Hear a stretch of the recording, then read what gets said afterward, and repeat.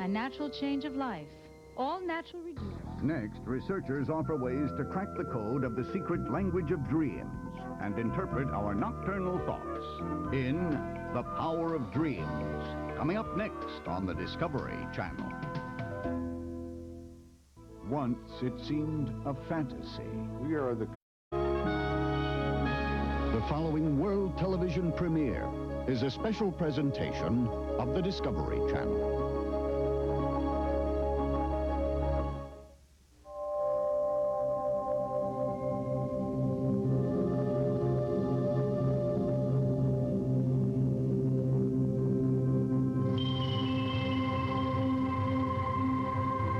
Dreams are the nightlife of our imagination.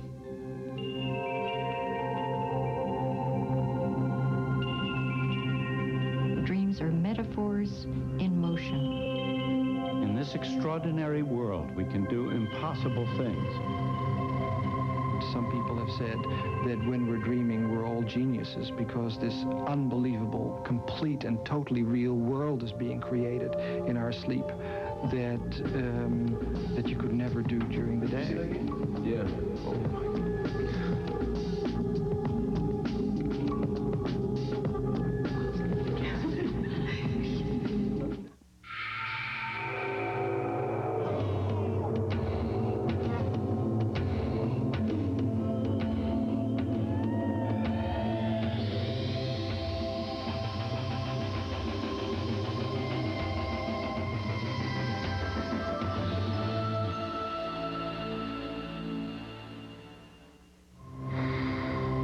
It's astonishing to realize we spend 2 hours of every night dreaming. For most of us, that's 6 full years of our lives. But why do we dream? And what do our dreams mean? There are nearly as many theories as there are scientists studying the question. Naked in public, nightmare or fantasy? These dreams may show our fear of being exposed or a desire to shed our inhibitions.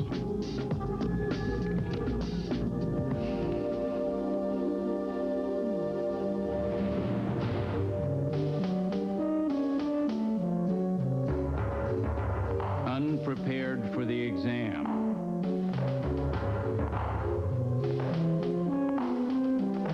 Often it's the people who passed the tests of their youth who continue to have this dream long after they've finished school.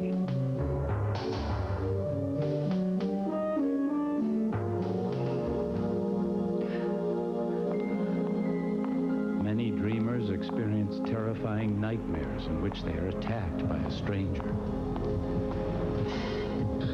They try to scream, but no sound comes out.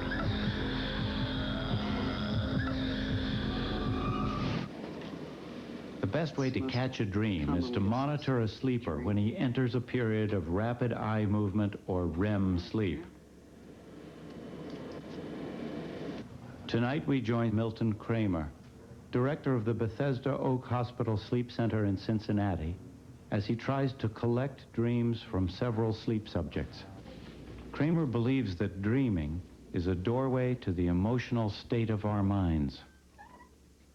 The dream opens an avenue to understand how does the mind function. One doesn't simply turn off thought when one goes to bed. The emotional preoccupations that touch your heart during the day become the stimulus for the dreams one has at night. Day is never done. Life is a continuum. The telltale patterns of REM sleep, brain waves quickening almost to the frequency of a waking state, tell Kramer it's time to harvest a dream. The first subject has recently suffered a financial setback in a family business. Hi, Sean. Sean, what was going through your mind? It was Christmas. Mm-hmm. And, we're getting ready to sit down for dinner. Who's the we? I was getting ready to sit down, and a lot of people I didn't know. Mm-hmm. A lot of poor people. Mm-hmm. looked at the table, and the turkey was just a carcass. Kramer is exploring the connection between recent events in dreamers' lives and the content of their dreams. The overall feeling in the dream, what would you say it was? Unfulfilled. Unfulfilled. Kramer believes that dreams act as a kind of emotional thermostat that determines our mood when we wake up. Sean has dreamt of being stuck in frustrating situations, and after a fretful night's sleep, reports feeling unfriendly and jittery. But there is another group of people whose dreams won't even let them sleep through the night. Veterans Day in Washington, D.C. Tim Culbertson, another of Kramer's patients, is one of many Vietnam vets who suffer terrifying nightmares, a common symptom of post-traumatic stress disorder. There's Tom. One name on the wall holds special meaning for him. Tom and I were real close, and Tom was from California, and we had talked about after the war, me coming out to California and him showing me how to surfboard and all that good stuff. And of course, it never got a chance to take place. Tom and I were both 18 at the time. Tim blamed himself for the death of his friend. I was experienced, and they would let me walk like the point a lot. And since I was experienced, I had a grenade launcher, and I'd carry a shotgun round in it. And when you're walking in the jungle, you want something like a shotgun round. And Tom had a grenade launcher, and he wanted to get a little experience and take the lead, and I let him. And within a few minutes, he was dead. I had reoccurring nightmares over the years about Tom, and Tom taking my place, and me holding Tom in my arms, and Tom dying, and, you know, that's very possibly supposed to be my name up there, and not Tom.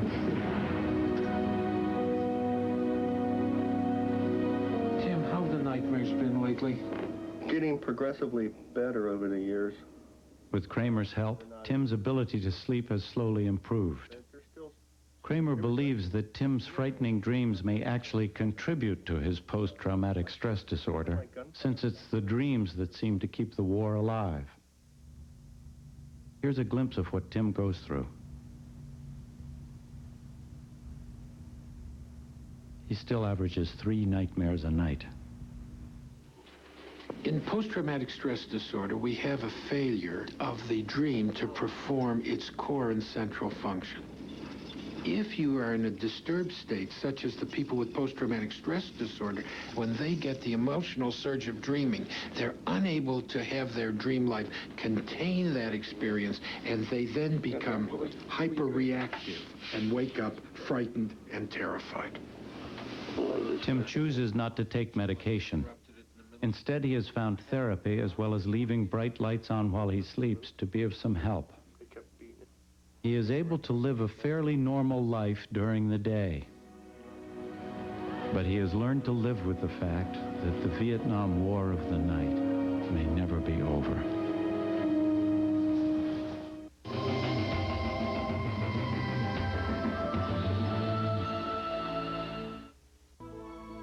Once it seemed a fantasy, but are the benefits of space travel worth the costs?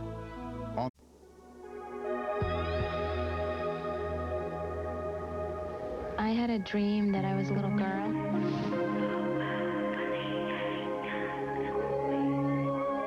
And my father was alive again.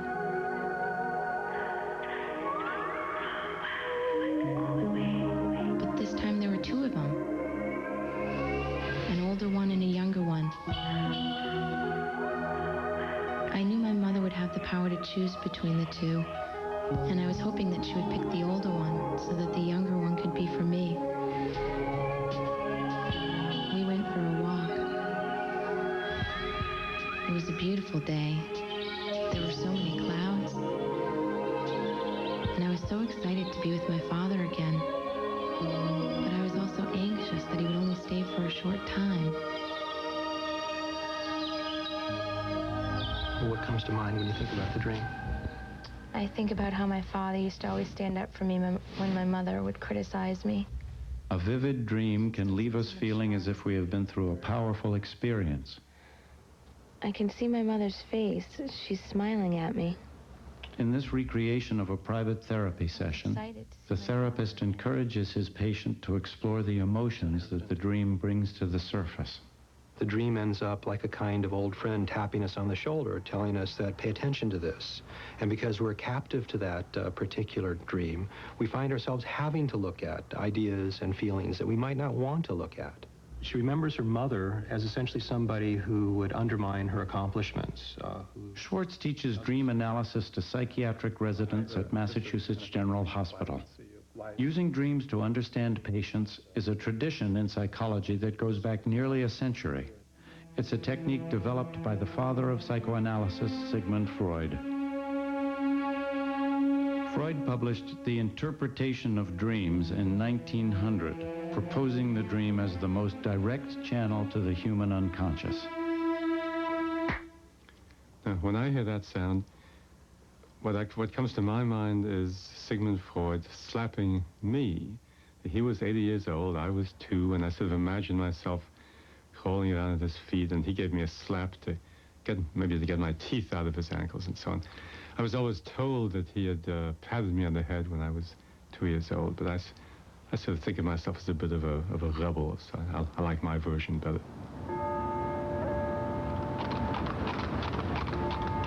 It was here in Vienna that Ernest Hartmann was born to parents who were students and colleagues of Sigmund Freud. Freud lived and worked in this apartment at Berggasse 19 for 47 years, seeing his patients here and developing his theories about dreams. Freud believed his patients' mental illnesses and some physical symptoms came from the fact that they had repressed memories of painful childhood experiences or forbidden sexual desires. He felt that dreams symbolically represent these experiences or desires. By decoding dream symbols during psychoanalysis, Freud believed he could help patients face their hidden feelings and perhaps be cured. He wrote, "Dreams are the royal road to the unconscious mind." Freud felt that dreams were basically wish fulfillments, and by that he meant aggressive and sexual wishes mainly. A child wanted to sleep with its parent of the opposite sex, or a child wanted to kill somebody, kill his brother, kill a parent. And, you know, these were pretty shocking ideas in the late 19th century. But now I think we can live with it much better now. We're used to thinking of ourselves as complicated creatures with all kinds of unconscious wishes. Freud wrote that our unconscious mind is a seething cauldron of sexual wishes, drives, fears, and emotion. He brought sex out of the Victorian closet once and for all, and revealed that our inner lives are rich with hidden meaning.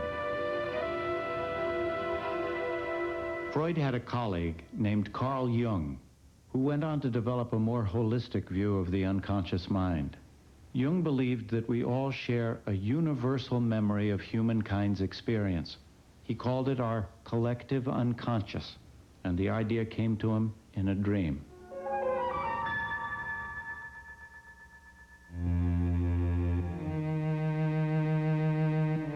I was in a house that I had never been in before, yet it felt like my house. The top floor was elegantly furnished with precious paintings. I walked down the stairs. Everything in the house seemed much older.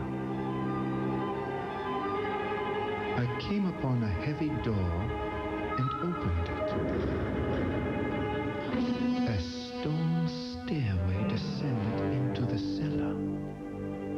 I found myself in a beautifully vaulted room, the walls dated from Roman times. I saw another staircase that led into the depths of the house. entered a low cave cut into the bedrock. All around were scattered bones and broken pottery, like remains of a primitive culture. In the cave, I discovered the world of the primitive man within myself, a world which can scarcely be illuminated by consciousness.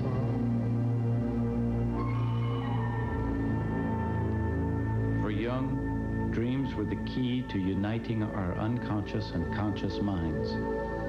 The mandala, or magic circle, represented this goal of the self to become a whole being.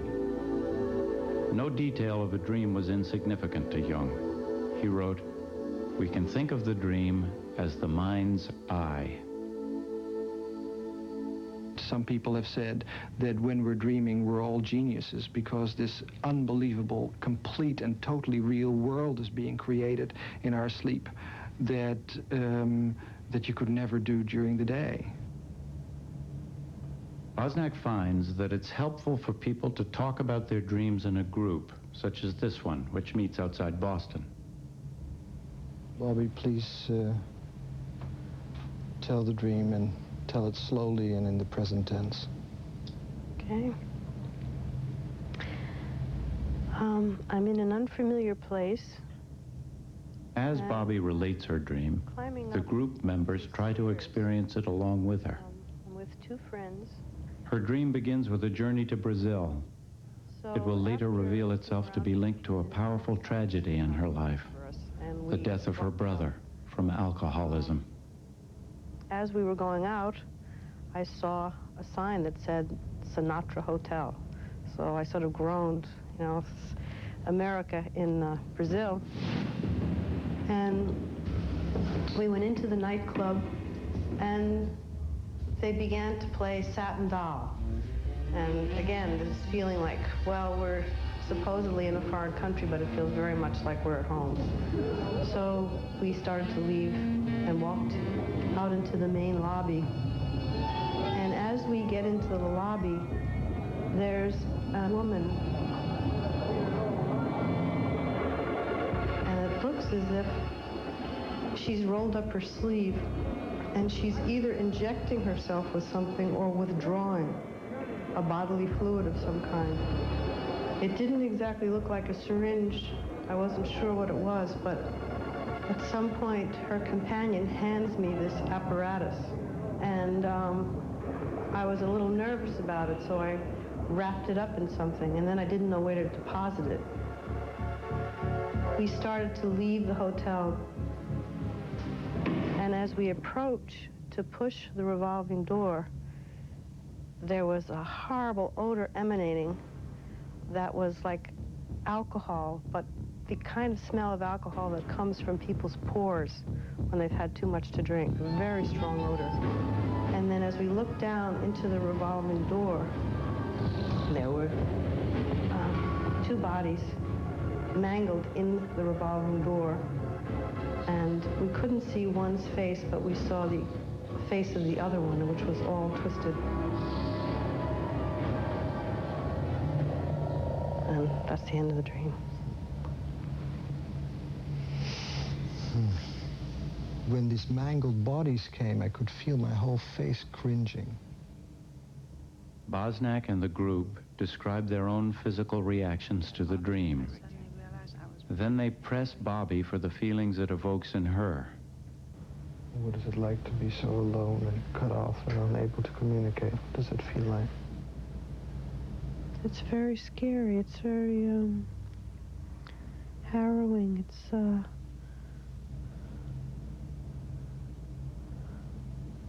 like it wants to scream, but it can't scream.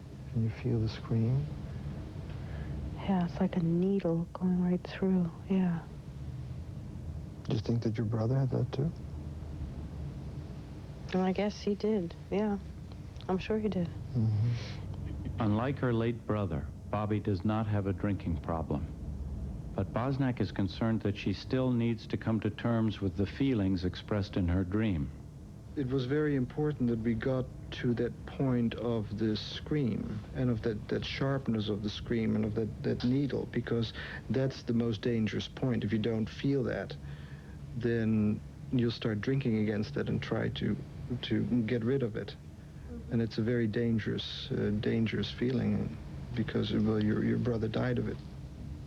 If you're able to work on dreams into the depth of your emotion, then these emotions will start to come to the surface, and they no longer express themselves as symptoms, because a repressed emotion very easily becomes a symptom, and a physical symptom. So thereby, if you can release the emotion out of the symptom and begin to feel the emotion, then the symptom can reduce.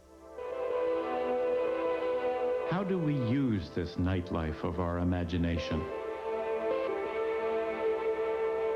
Dreams reflect our life struggles, but can they actually help us keep our equilibrium during difficult times of our lives? Patient reports no childhood history of allergies. Rosalind Cartwright has studied the dreams of people going through major life crises. Cartwright has found that people who pay close attention to their dreams seem to recover sooner from major life shocks like divorce. Her theory is that dreaming helps to put us back on course after such experiences. We need to dream and do a lot of dreaming because we need to keep our sense of identity intact and do a lot of emotional homework in our sleep.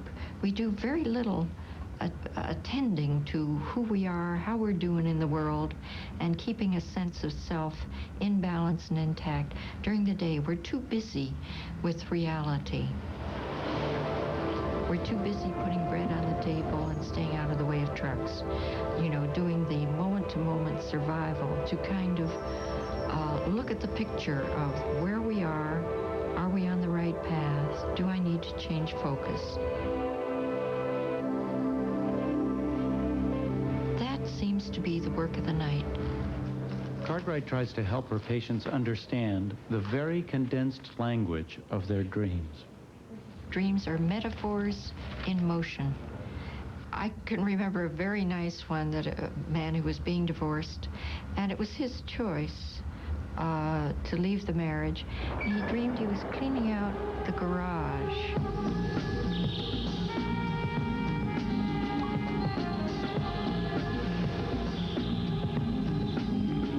I piled all the summer furniture and other equipment at the end of the driveway while I swept the place out. Another guy came along in a pickup truck and helped himself to my furniture. I yelled at him, "Hey, that's my stuff." That's my stuff. Well, you shouldn't have left it out there for anybody else to take.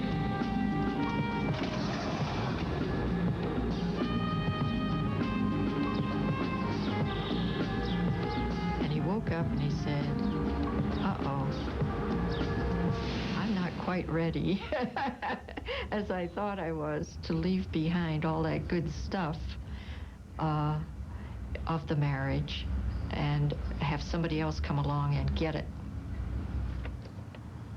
Cartwright herself has had ample experience with dreaming and life crises. I had a lot of dreams when my oldest daughter was killed suddenly in a motor vehicle accident. And I grew her up all over again in my dreams. I used to dream first that she was a toddler in a snowsuit. She died at age 28. But I went through rescuing her from a whole variety of things over her whole lifespan before I saw her finally as a grown-up and a colleague.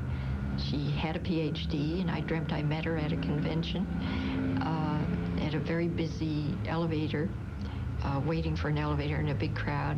And she stood next to me, and I said, "Christine, I thought you were dead." And she said, "Oh, I am. I just came to be with you till you got used to the idea."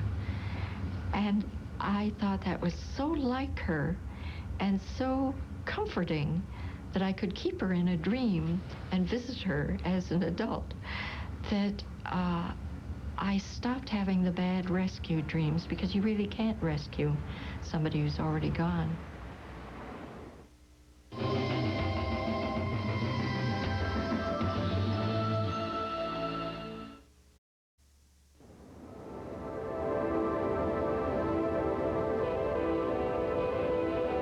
sleeping brain resembles a city at night. Certain functions are shut down, but others are quite active, as the rich dream world of the imagination is constructed. But exactly how the brain creates a dream has long been a mystery.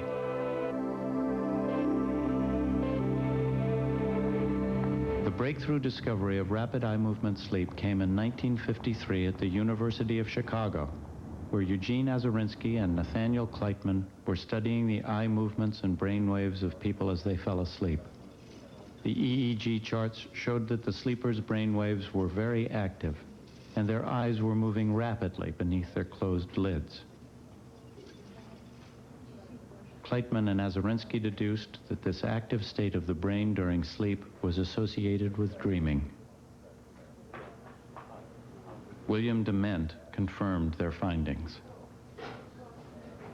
This discovery kind of jolted everybody because the prevailing notion was that sleep is a time when the brain turns off, and the eyes moving as rapidly as they do in the waking state was just, unexpected. Then there were some other physiological changes. The heart rate increased, the breathing increased, and Professor Kleitman had the sudden insight, maybe this is excitement of the dream. A pioneer in the field, Dement is also noted for having discovered the 90-minute human sleep cycle, which for most people recurs 4 or 5 times each night. Dement observed that newborns spend 8 hours a day in REM sleep, and newborn kittens nearly the full 24 hours. Many scientists think that REM sleep in young creatures is crucial for the development of the central nervous system. It has also been discovered that the brain shuts down our muscles during dreaming. Except for our eyes, toes, and fingertips, we are effectively paralyzed during our dreams. Men experience erections during REM sleep, and women an equivalent sexual arousal. But there is a rare group of people, mostly elderly men, who are anything but paralyzed during their dreams. When the motor inhibition of normal dreaming fails, victims of REM sleep behavior disorder attempt to act out their dreams. Many actually punch their spouses or injure themselves.